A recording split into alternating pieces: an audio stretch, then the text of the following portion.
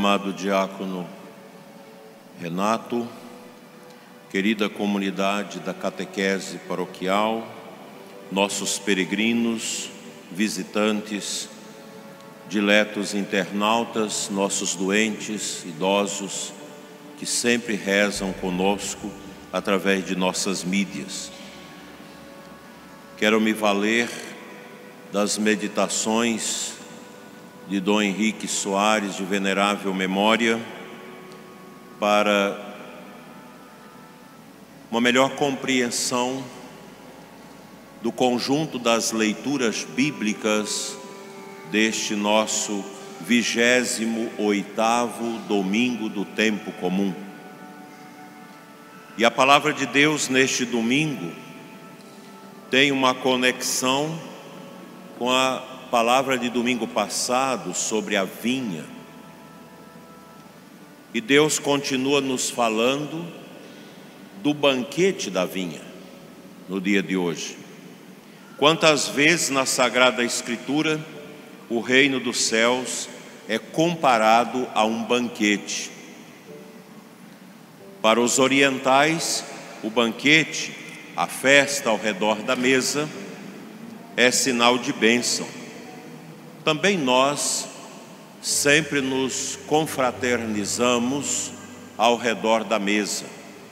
O pai de família, a mãe de família que reúne seus filhos, netos, genros, noras para um almoço dominical, é momento de alegria. O banquete une a família, pois isto, além de ser uma bênção, é também um lugar de convivência, de alegria. O coração exulta e pode-se celebrar a fartura que garante a vida e do vinho que, correndo solto, alegra o coração do homem. Por isso que Jesus nos diz hoje que o reino dos céus é como a história de um rei que preparou a festa de casamento do seu filho. Ora, caríssimos irmãos, foi isso que Deus fez desde a criação do mundo e do homem. Pouco a pouco, na história da revelação que nós chamamos de economia salvífica, Deus foi preparando a festa de casamento do seu Filho, Jesus nosso Senhor. Casamento do seu Filho eterno com a humanidade toda. E no momento da nossa comunhão, nós usamos 3 frases bíblicas. O sacerdote pega a hóstia partida, sinal do banquete que será distribuído, e diz: felizes os convidados para a ceia do Senhor. Apocalipse 19. E depois completa com as palavras de João Batista: eis o Cordeiro de Deus que tira o pecado do mundo. E a assembleia litúrgica responde com as palavras do centurião romano: Senhor, eu não sou digno de que entres na minha casa. A Sagrada Escritura, ela irriga a liturgia. E a Sagrada Escritura é para nós essa história do amor de um Deus apaixonado por nós. Desse banquete bendito que fala hoje o nosso Evangelho, celebrado já em cada Eucaristia, nos recorda a primeira leitura de hoje do Antigo Testamento, onde Deus falava a Israel sobre o destino de vida, luz e paz que Ele preparava para toda a humanidade. O Senhor dará neste monte, nós ouvimos na primeira leitura, para todos os povos um banquete de ricas iguarias, regado com vinho puro, servido de pratos deliciosos e dos mais finos vinhos. Ele removerá nesse monte a ponta da cadeia que ligava todos os povos. O Senhor Deus dominará para sempre a morte e enxugará as lágrimas de todas as faces. É isso, meus irmãos caríssimos.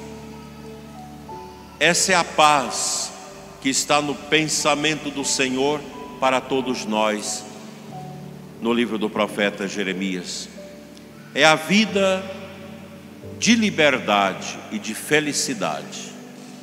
E é interessante que a grande perseguição dentro do mundo é para tirar a liberdade e a felicidade das pessoas. Quando a gente contempla toda essa desgraça do terrorismo, para que serve o terrorismo? Para tirar a paz, a felicidade das pessoas, para impor o terror, sem claros objetivos, simplesmente o terror por terror.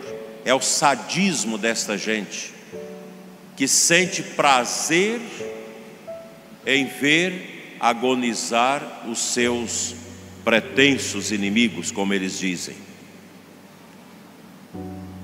Se o Senhor havia escolhido o povo de Israel como seu servo, era para que fosse ministro dessa salvação que Ele deseja para todo homem que vem a este mundo.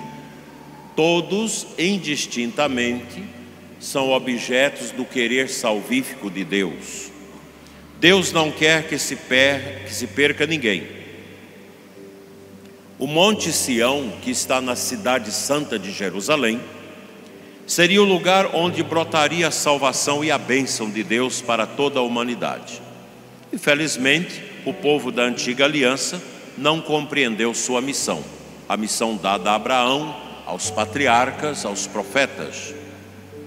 É o que Jesus nos explica na parábola de hoje, a terceira que trata desta questão. A primeira foi lá atrás, quando nós escutamos sobre aquele irmão mais velho, que disse que faria a vontade de Deus e não fez. A segunda foi do domingo passado, os vinhateiros, que mataram o filho do dono da vinha. Eles são homicidas. E hoje, a parábola do banquete do rei. Na parábola que nós ouvimos, o rei é o Pai eterno, Deus Pai Criador. O casamento do Filho Jesus é a aliança nova que Deus quer selar com toda a humanidade. Portanto, o rei é o Pai e o noivo é Cristo. Os empregados que foram mortos são os profetas e os apóstolos. É impressionante isso. Deus preparou tudo em Jesus e fez o convite: vinde para a festa, vinde todos para a festa. Mas o povo de Israel não aceitou, os fariseus, os inimigos de Cristo. O rei ficou indignado e mandou tropas para matar aqueles assassínios que mataram os empregados, que mataram os profetas, que depois vão matar os apóstolos. E mandou também incendiar a cidade deles. Aqui Jesus se refere ao incêndio de Jerusalém, a cidade santa que os romanos iriam realizar no dia 29 de agosto do ano 70. E Nosso Senhor diz: não ficará pedra sobre pedra. E de fato, Jerusalém já foi destruída 17 vezes e foi reconstruída de novo. O templo desta vez não foi reconstruído, está lá as suas ruínas e o muro das lamentações. Eis, os convidados não quiseram participar da festa. O povo da antiga aliança rejeitou o convite do Messias. Que fazer? Então o rei ordena aos servos: vão às encruzilhadas, vão para as estradas, para as montanhas, para os caminhos. Convidai todo mundo para a festa, todos que vocês encontrarem. Porque já que eles não quiseram, então a gente vai abrir a festa para todo mundo.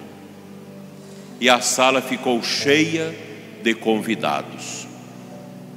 Quem são estes? Somos nós. Nós os cristãos, que éramos pagãos, que não conhecíamos a Deus, o Deus vivo de Israel, e que vivíamos sem Cristo, excluídos da cidadania de Jerusalém, estranho às alianças das promessas, e que agora nós somos convidados. Pela voz dos apóstolos e dos pregadores do Evangelho, os catequistas, preste atenção, catequista, a importância do anúncio, dos evangelizadores. O Senhor nos reuniu de todos os povos da terra, das encruzilhadas do caminho da vida, e nos fez seu povo, o novo povo, a Igreja una, santa e católica, deixada por Jesus. Nós somos esse povo que invadiu a sala da festa do Rei. Assim, a sala do banquete, a sala da aliança nova e eterna, ficou repleta, porque o desejo de Deus é que todos se salvem. E a missa, cada celebração da missa é, meus irmãos, uma repetição do banquete. Nós enchemos a sala que é o templo. Nunca deveríamos esquecer que a igreja, da qual nós fazemos parte, como membros e filhos, e que somos nós mesmos, é fruto de um desígnio do amor do Pai eterno, que já na plenitude dos tempos nos chamou e reuniu em Cristo Jesus. Cristo é o nosso esposo, Ele é o noivo da festa. Quanta coisa bonita! Nunca deveríamos esquecer que este banquete eucarístico, a Santa Missa, na qual participamos agora, é o banquete do Rei, o Pai eterno. Ele nos preparou o banquete da aliança do seu Filho, o esposo com a igreja, sua esposa. Eis que nós somos convidados para o banquete das núpcias da aliança do Cristo com a sua amada esposa. Quem já leu o Apocalipse do Novo Testamento, de São João, já percebeu essa grandeza da esposa, que é a igreja, e do cordeiro, que é o esposo. O cordeiro é o próprio Jesus, oferecido por nós ao Pai em sacrifício no altar, e a nós dado pelo Pai, para que nós o recebamos em comunhão, no sacramento da Eucaristia. Pensemos um pouco na responsabilidade de sermos povo de Deus, de sermos escolhidos para sermos o povo da aliança. Escutemos ainda o final da parábola. Quando o rei entrou na sala da festa para ver os convidados, observou ali um homem estranho, esquisito, mal vestido, com a roupa que não era o traje da festa. E o rei ficou espantado com aquele homem que não foi devidamente composto para entrar no banquete. Mas qual que é o traje para entrar nesse banquete? Aquele homem, o rei mandou jogar fora. Tira fora, joga. Manda fora da festa, porque está seu traje. E fica a pergunta para nós: mas qual é o traje para que nós possamos entrar na sala do banquete, na Eucaristia? O traje, meus irmãos, é aquela veste branca que nós recebemos no batismo. Hoje mesmo nós batizamos uma criança e ela recebe a roupa branca. Esse é o traje da festa, a veste batismal. O católico, o leigo, o sacerdote, todos nós, a primeira e mais importante atitude que a igreja fez em nosso favor foi nos dar o batismo. Então é preciso que nós conservemos a veste batismal através das boas obras. Não tem outro caminho. E pelo bom procedimento. Nesse tempo agora que nós fizemos em todo o Brasil essa campanha tão bonita de defesa da vida, eu fiquei muito triste de saber que dentro da nossa igreja tem tanta gente a favor do aborto. É muito triste. Nós temos sacerdotes que nunca pregam contra o aborto. E aqui mesmo em Formosa, uma liderança me diz: tem muita gente a favor do aborto dentro da nossa paróquia catedral.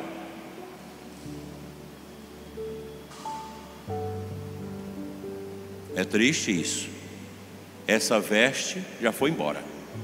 Já não é mais a veste branca, é a veste emporcalhada, enodada pelo pecado.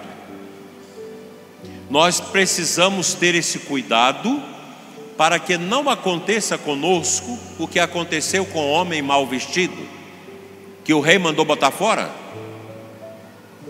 A igreja católica não é uma casa qualquer. Porque muita gente pensa: o católico pode fazer tudo o que quiser, os católicos fazem tudo errado. Vai à igreja e faz tudo errado. Vai ser na vontade de Deus. Porque nós acostumamos com uma justiça falha neste mundo, como já o grande Marco Túlio Cícero, quem quiser ler um bom livro, O Pilar de Ferro, de Taylor Cowden. Eu li esse livro tem uns 40 anos atrás. O Pilar de Ferro, de Taylor Cowden. A história de Cícero, o fundador do direito romano e da República de Roma, por volta de 150 anos antes de Cristo. Ele mesmo, fundador do direito, questiona a justiça. E aquilo que ele fala, que Taylor Cowden cita, nós vemos acontecer em nossos tempos. Então a gente olha, a justiça não funciona, a corrupção reina, a gente corrompe um ali, corrompe outro ali, e fazemos tudo se organiza. Então a gente transfere isso para a vida espiritual. Eu vou à igreja, mas posso fazer tudo errado. O importante é que eu vou lá, que eu rezo, que eu sinto a presença de Deus, mas depois minha vida segue como eu desejo, como eu programo. Olha, isso é uma desgraça. E essa desgraça, ela foi muito bem pensada pelo filósofo Kant no século XIX. Kant nega a verdade. Ninguém é capaz de encontrar a verdade. Um absurdo. E depois o fundador da psicanálise, desculpa aos psicólogos, mas infelizmente as nossas universidades primam pela psicanálise de Freud.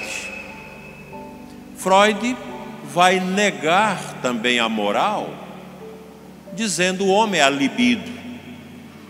Tudo é permitido nas fantasias sexuais.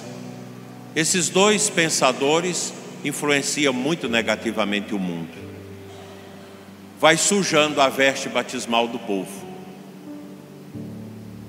Eu vou à igreja, rezo,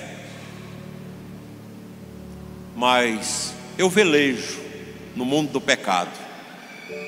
Eu entro na Deep Web, que é o submundo, a podridão da internet, onde rola tudo de pedofilia, de tráfico de drogas, de coisas de máfia. Está ali, mas vai à igreja. E o pior, às vezes comunga. Está no adultério, está na corrupção. Porque essas ideias pagãs sujaram a veste batismal dos católicos.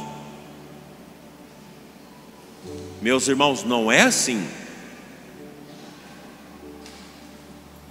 Quem veleja contra o caminho da verdade, contra o caminho da moral cristã, não vai terminar bem.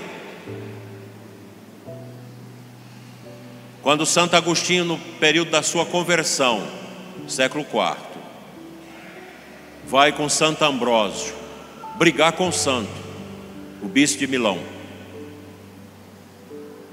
interroga: Ambrósios, o que eu faço para encontrar a verdade? Santo Ambrósio diz: está errado, ninguém encontra a verdade, é a verdade que nos encontra.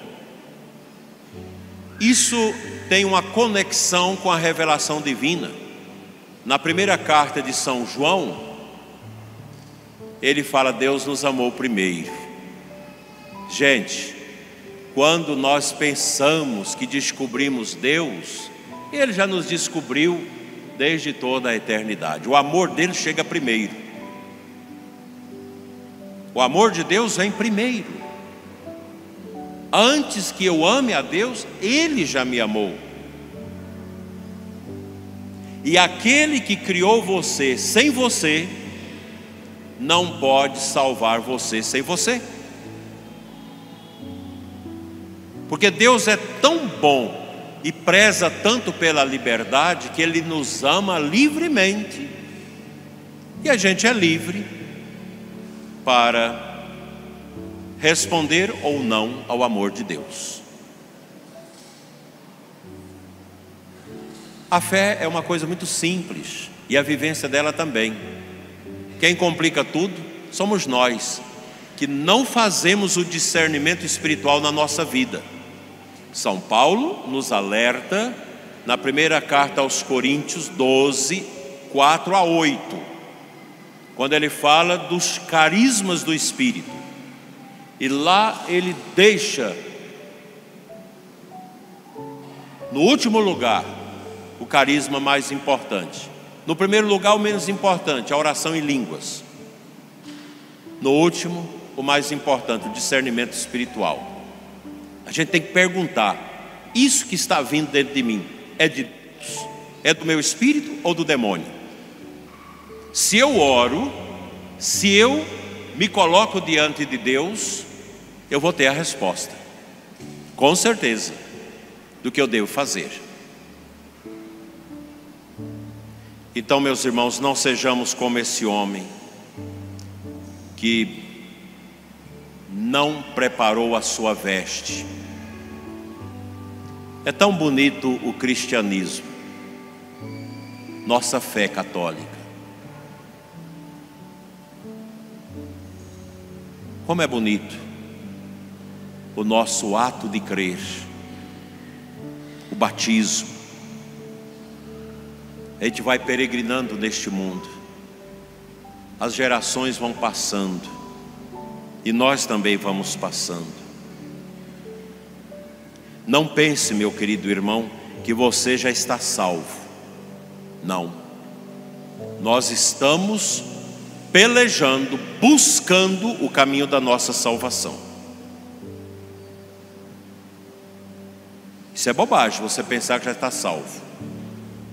Ah, eu sou ministro da comunhão, eu sou padre, eu sou diácono, eu sou da pastoral familiar, sou do encontro de casais com Cristo, da carismática, da catequese, eu sou dizimista autêntico.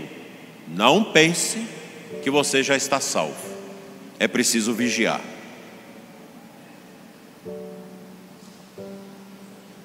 Também não fique julgando os outros. Ah, porque aquele está condenado, aquele está salvo. Não, não. Para, alto lá.